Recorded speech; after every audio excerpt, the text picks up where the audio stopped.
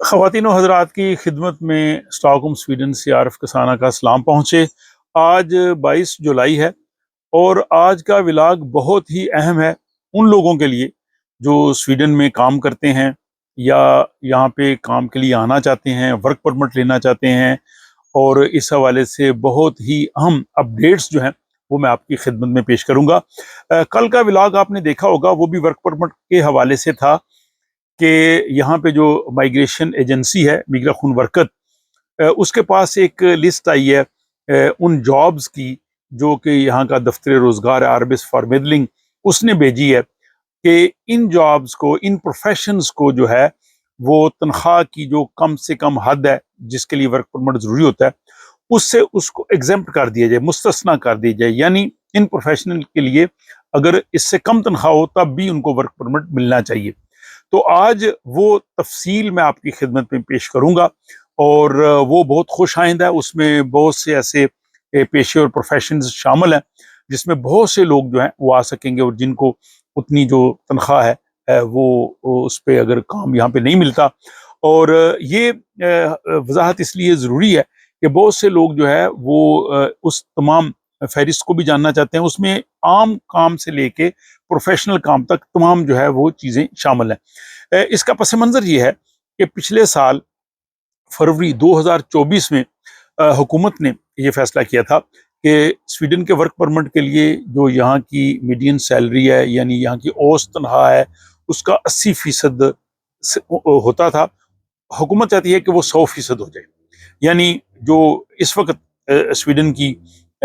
جو median salary ہے، اوسط تنخواہ ہے، وہ ہے 35,600۔ تو حکومت چاہتی ہے کہ ورک پرمٹ کے لیے اگر اتنی تنخواہ کسی کو ملے تب اس کو ورک پرمٹ ملنا چاہیے، تب وہ سویڈن میں آ کے کام کرے۔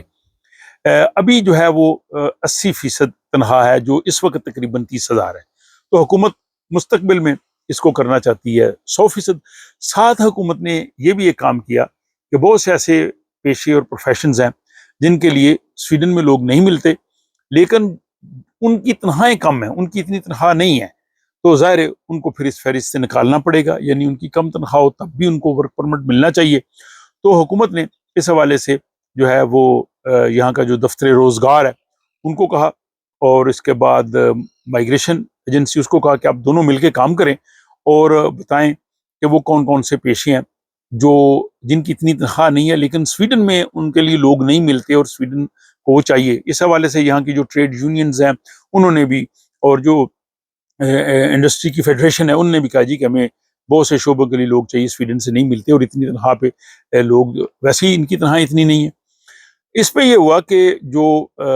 یہاں کا جو دفتر روزگار ہے آربس فار میڈلنگ، اس نے جو ہے وہ 429 یعنی 429 پروفیشنز پیشے، ان میں سے جو ہے وہ 323 ایسے پیشے جو ہے وہ انہوں نے تلاش کیے کہ جن کی تنخواہ یہاں سویڈن میں بھی میڈین سیلری سے یعنی 80% تنخواہ سے کم ہوتی ہے، یعنی ان کی زیادہ تنخواہیں نہیں ہیں، تو ظاہر ہے پھر وہ باہر سے جو لوگ آئیں گے وہ بھی کیسے اس سے زیادہ تنخواہ لے سکتے تھے۔ تو انہوں نے کہا جی کہ یہ جو ہیں پروفیشنز ایسے ہیں کہ جن کے لیے تنخواہ جو ہے وہ یہاں پہ ویسے ہی کم ہے، اور ان میں سے بھی پھر ایسے بعض پیشے ہیں کہ جن کے لیے لوگ یہاں ملتے نہیں ہیں، نوکریاں خالی رہتی ہیں۔ وہ انہوں نے ایک فہرست نکالی کہ یہ 152 پروفیشنز، پیشے، شعبے ایسے ہیں کہ جن کے لیے سویڈن سے لوگ نہیں ملتے، اور ان کو جو ہے وہ تنخواہ کی اس فہرست سے باہر نکال دیا جائے۔ تو وہ فہرست انہوں نے بنا کے جو ہے وہ مائیگریشن ایجنسی کو دے دیا۔ مائیگریشن ایجنسی نے اب وہ فہرست جاری کر دی ہے۔ وہ میں آپ کو بتاتا ہوں کہ وہ 152 پیشے کون کون سے ہیں، اس کی سلائیڈز بھی آپ جو ہے وہ ساتھ ساتھ یہ ویڈیو میں دیکھ سکتے ہیں، اور جو خاص پیشے ہیں وہ میں آپ کی خدمت میں پیش کرتا ہوں۔ یہ حتمی نہیں ہے، یہ ایک اب دفتر روزگار اور مائیگریشن ایجنسی یہ مل کے اس پہ کام کر رہے ہیں۔ اس کے بعد یہ پھر حتمی طور پہ جب یہ جائے گی فہرست حکومت کے پاس تو پھر وہ پارلیمنٹ میں پیش کرے گی، اور پارلیمنٹ جب اس کو اپروو کرے گی تب جا کے جو ہے یہ ہوگا۔ تب تک جو 80% والا قانون ہے یہی چلتا رہے گا۔ اچھا، اس میں انٹرسٹنگلی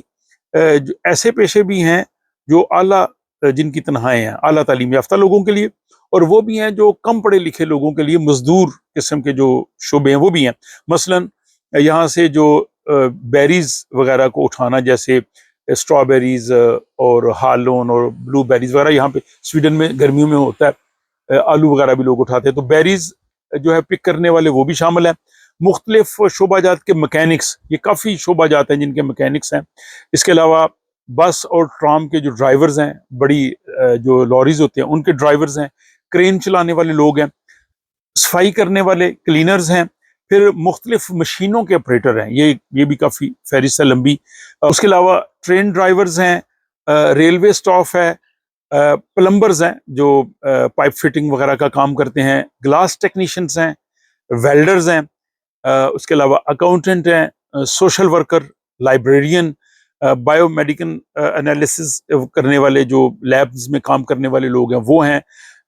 جنگل میں کام کرنے والے ورکرز، فارسٹ ورکرز، اور زرعی مشینری چلانے والے جیسے یہ ہارویسٹر، ٹریکٹرز وغیرہ اس طرح کی جو کھیتوں میں وہ لوگ. اس کے بعد جناب ایگریکلچر اسپیشلسٹ جو ایگریکلچر میں کام کرنے والے لوگ ہیں، زراعت میں فارسٹ اسپیشلسٹ، جنگل کے حوالے سے specialist, veterinary doctors, veterinarians, veterinary nurses. اس کے بعد جناب لائف سٹاک ورکرز جو جانوروں کے ساتھ کام کرتے ہیں، دیکھ بھال وغیرہ ان کی، اور مالی وغیرہ. اس کے بعد ہم اگر ہوٹل کے شعبے میں آ جائیں تو ہوٹل اور ریسٹورنٹ کے برانچز میں بہت سے لوگ ان کو چاہیے، مختلف قسم کے شیف جو کھانا پکانے والے مختلف کیٹیگریز ہیں، جو بیکری میں کام کرنے والے ہیں وہ لوگ بھی ہیں، ریسٹورنٹ مینیجرز ہیں، کوک ہیں، اس طرح سے ہیں. اس کے بعد ہیلتھ کیئر میں بہت لوگوں کی گنجائش ہے، اس میں مختلف شعبہ جات کے ڈاکٹرز ہیں، جونیئر ڈاکٹرز ہیں، نرسز ہیں، نرسنگ اسسٹنٹ ہیں، اٹینڈنٹس ہیں، ہیلتھ ورکرز ہیں، ڈینٹل ہائیجینسٹ ہیں. تو اس طرح سے یہ شعبہ ہیلتھ کے کافی لوگ ہیں. تعلیم کے شعبے میں اگر آ جائیں تو تعلیم میں upper secondary school, lower secondary school, primary سطح کے ٹیچرز ہیں، اور پری اسکول کے جو ٹیچرز ہیں، اور اس کے بعد اسکول میں وہ لوگ جو اسکول ختم ہونے کے بعد وہاں پہ بچوں کی جو دیکھ بھال کرتے ہیں، بچوں کو پلے گروپس میں رکھتے ہیں، اور جو ووکیشنل ٹیچرز ہیں مختلف پیشہ جات کے حوالے سے جن کی جو ہے وہ تعلیم ہوتی ہے. اس کے بعد جناب انجینئرز ہیں، انجینئرز کی مختلف کیٹیگریز میں ان کو بہت سے لوگ چاہیے، civil engineers, chemical engineers, electrical engineers, construction engineers, machine engineers, mining engineers. حالانکہ انجینئرز ویسے بھی یہ ہائی پیڈ ہے، لیکن ظاہر ہے جو یہ ابھی 30,000 ہے تو ممکن ہے کہ تمام 30,000 پہ جابز نہ ہوں، اس لیے ان کو کہا ہے کہ یہ بھی اس سے نکال دیں. اور اس کے بعد تعلیمی شعبہ اور تحقیق کا شعبہ، تو اس میں پی ایچ ڈی جو ہے طلبہ ہیں، ریسرچ اسسٹنٹ ہیں، یونیورسٹی اور اعلیٰ تعلیم کے شعبے میں مختلف جو ہے وہ کام کرنے والے وہ لوگ شامل ہیں. اس کے بعد جناب ایڈمنسٹریشن کے شعبے میں کام کرنے والے بہت سے لوگ ہیں، اگرچہ ان کی تنخواہ بعضوں کی 30,000 سے زیادہ ہوتی ہے لیکن وہ بھی اس کو رکھا گیا ہے. اور I T workers, I Ts میں آلریڈی بعض ایسے ہیں کہ جن کی تنخواہیں زیادہ ہیں لیکن ظاہر سب کی نہیں، اور وہاں پہ آئی ٹی کے مختلف شعبہ جات میں لوگ چاہیے. گیم ڈیولپرز ہیں، سسٹم بنانے والے ہیں، سسٹم ایڈمنسٹریٹرز ہیں. تو یہ جناب ایک لمبی فہرست ہے، اور خوش آئند بات یہ ہے کہ دفتر روزگار نے اور مائیگریشن ایجنسی نے جو ہے وہ اس پہ وہ کام کر رہے ہیں. تو اگر یہ فہرست بن گئی تو ایک طرح سے یہ جو ورک پرمٹ کے لیے اتنی بڑی تنخواہ ہے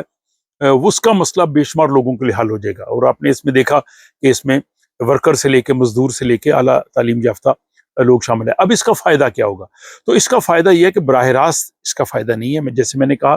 اب اس پہ کام ہوگا، پھر اس کے بعد یہ پارلیمنٹ میں جائے گا، اور پارلیمنٹ اگر اس کو اپروو کر دے گی، اور پھر اس کے بعد یہاں پہ جو لا ہے ورک پرمٹ کا اس میں جو ہے وہ تبدیلی آ سکے گی. تو آپ بتائیے کہ آج کا یہ ولاگ آپ کو کیسا لگا، اس حوالے سے آپ کی کیا رائے ہے، آپ اس سے کیسا سمجھتے ہیں، اور کیا آپ سمجھتے ہیں کہ اس کے منظور ہونے سے بہت سے لوگوں کے لیے سویڈن کے دروازے جو ہیں وہ کھل جائیں گے، اور ہائی سیلری کی جو ایک شرط تھی وہ بھی جو ہے وہ نکل جائے گی؟ تو میں تو اس کو کافی خوش آئند سمجھتا ہوں، اور توقع رکھتے ہیں کہ پارلیمنٹ بھی اس کو اپروو کرے گی. اگر آپ ان معلومات کو مفید سمجھتے ہیں تو اپنے دوست صاحب آپ سے ضرور شیئر کیجیے. اگر ولاگ پسند آئے تو پسندیدگی کی مہر جو ہے وہ لائک کی صورت میں کر سکتے ہیں. اپنا خیال رکھیے گا، اور مزید اپڈیٹس کے لیے اس چینل کو دیکھتے رہیے.